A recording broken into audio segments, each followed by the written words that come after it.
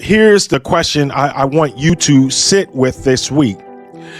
Where in your life are you underprepared for the place you keep praying to be elevated? Not out of shame, out of honesty. What field needs tending before the house gets built? Ready to grow with resilience, clarity, and confidence in leadership, career, and faith? Welcome to The Next Move. I'm Orvin Kimbrough, CEO, author, and founder of The Thriver's Path. I went from foster care to the CEO seat, and here's what I learned. Transformation doesn't start with a title. It starts with your next move. How you reframe your thinking, reclaim your agency, and rename what's possible. If you're done circling and ready to step forward, you're in the right place. Let's make your next move your best move. Some leaders win not because they're the smartest, but because they're the most prepared. Preparation is the quiet advantage that changes how you show up, changes how you show up in every room. Welcome back to season 2 of The Next Move, the podcast where we explore faith, leadership, and personal growth to help you take your next step with purpose and confidence. Folks, I'm your host, Orvin Kimbrough. Today's episode is about preparation and why it might be the most underrated leadership discipline we have, especially in this season, not because the world is slowing down, but because it isn't. This is an invitation to reflect. It's an invitation to reflect, not rush. Let me start with a question. Have you ever walked into a room and realized almost immediately that someone else was more ready than you were? Same title, same seat at the table, but different presence. Not louder, not flashier, just steadier, clearer, grounded. That's usually not talent talking. That's preparation. I've learned over time that leadership rarely breaks down because people lack intelligence. More often than not, it breaks down because people skip the quiet work that readiness requires. There's a short line in Proverbs that says more than we often give it credit for. Proverbs 24:27 says, put your outdoor work in order, put your outdoor work in order, put your outdoor work in order, and get your fields ready. After that, build your house. It's practical, almost boring. And that's the point. Scripture isn't glamorizing hustle here. It's reminding us of order, of sequence, of timing. Prepare the field first, then and only then build the house. Elevation comes after readiness, not before. I remember a conversation with one of my senior leaders about the Federal Reserve, about interest rates and the complexity of macroeconomic decision making. At some point, I said, honestly, I'm not that smart.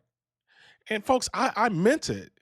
But here's what I've learned from being in those rooms. Most people in those rooms aren't geniuses either. They're prepared. They've read, they've studied patterns, they've built frameworks to organize complexity. They've done the work long before the meeting ever started. Preparation didn't make them perfect, it made them clear. And clarity changes how you carry yourself. It changes how you speak. It changes how much space you take up without forcing anything. Did you catch that? Here's what preparation has taught me. First, preparation creates clarity, and clarity is a competitive advantage in a noisy world. Second, preparation is stewardship. It's a way of honoring the responsibility you've been given, whether it's that's leading people, managing resources, or stewarding your own life. Third, preparation is more than intellectual. Preparation is more than intellectual. Preparation is more than intellectual. It's emotional, it's spiritual, it's rhythmic. You can't prepare well if you're consistently depleted. So let's reframe this. Preparation isn't about proving you belong, it's about positioning yourself to serve well when the moment comes. Reclaim this truth.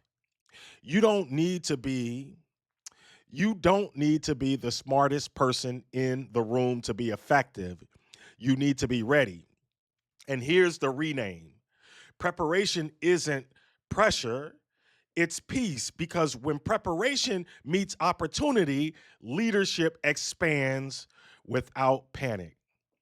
So here's the question I want you to sit with this week.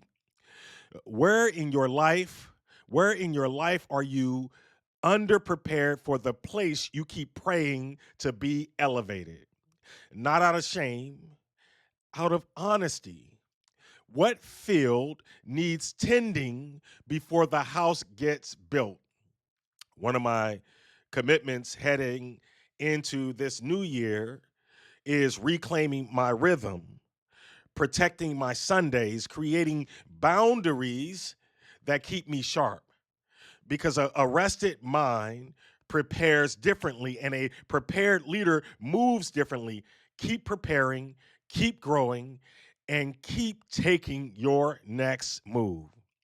If today's reflection resonated with you and you're sensing that it's time to do deeper work, not just think differently, but live differently, I want to invite you into the Thriver's Path. It's an ecosystem for leaders who are committed to growing with clarity, courage, and purpose at work, at home, and within themselves.